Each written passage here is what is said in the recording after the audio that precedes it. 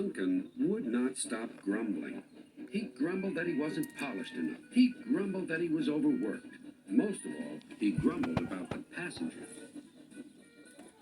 "I'm ashamed of you, Duncan," said Skarloey. "Thank goodness Rheneas is coming home soon.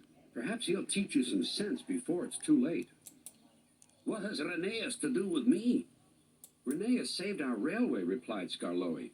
"Please tell us about it," said Peter Sam. "Well," began Skarloey, "it was before you came here. Things were bad. Rheneas and I had to keep the trains running, or our railway would have to close." "How awful," murmured Peter Sam. "I tried hard," continued Skarloey, "but my old wheels ached." Rheneas understood. "It's my turn now," he'd tell me. He was often short of steam, but he always struggled to a station and then rested there.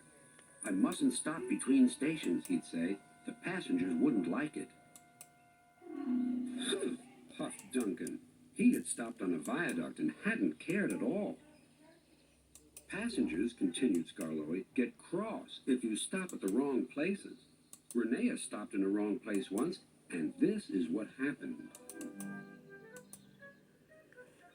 One wet and windy afternoon when the rails were damp, Rheneas was traveling home with a full train. There were even passengers in the caboose. It wasn't a comfortable ride at all. Rheneas's wheels kept slipping, and it was a steep climb.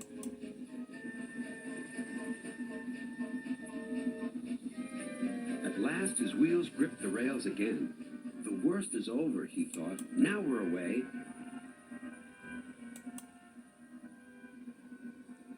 But they weren't. I got a cramp," he groaned. And Rheneas stopped on the loneliest part of the line. His driver examined him carefully. "Your valve gear has jammed. We need to reach the next station. Do you think you can still get us there?" "I'll try," replied Rheneas.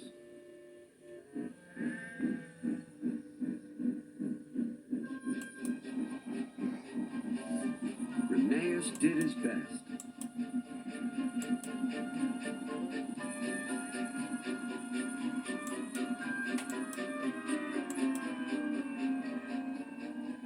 "If I fail," he thought to himself, "the passengers will be cross and the railway will close."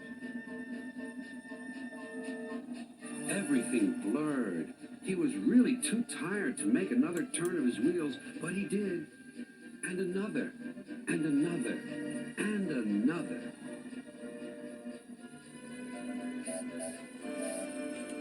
Finally, tired but triumphant, Rheneas reached the station. "I'm here at last," he wheezed. "Thank you for getting us home," said the passengers. "We'll tell all our friends what a fine railway this is." His driver was delighted. "You're a gallant little engine," he said to Rheneas. "When you're rested, we'll mend you, so you'll be ready for tomorrow."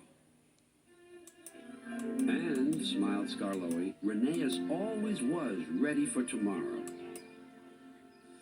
"Thanks for telling us about him," whispered Duncan. "I was wrong. Passengers are important after all." The next day, Rheneas came home. All the engines were there to greet him. Edward pushed his truck to the siding, where he was lifted onto his rails. This was the signal for a chorus of whistles from engines large and small. Everyone was happy, and Rheneas was the happiest of all. "You know," he whispered to Skarloey, "this helps a little engine to feel that at last he has really come home."